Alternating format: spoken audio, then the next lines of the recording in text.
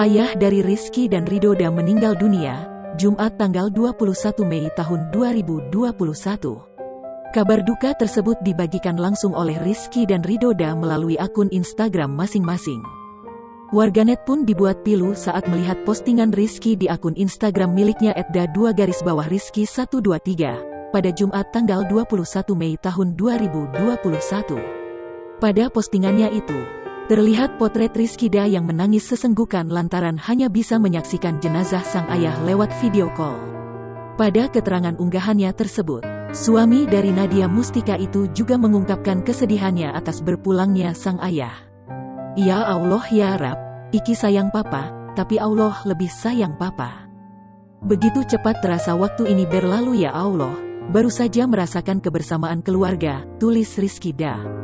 Ya Allah terimalah amal ibadah papa, tempatkanlah beliau di sisi terbaikmu, lanjutnya. Pada keterangan unggahannya itu, Rizky juga mengabarkan bahwa sang ayah, yakni Abdul Muthalib Billy, meninggal dunia pada Jumat tanggal 21 Mei tahun 2021, pukul 7.20 waktu Indonesia Barat. Netizen yang melihat unggahan Rizky itu pun langsung membanjiri kolom komentar postingan tersebut dengan berbagai ucapan belasungkawa. Banyak warganet yang juga turut mendoakan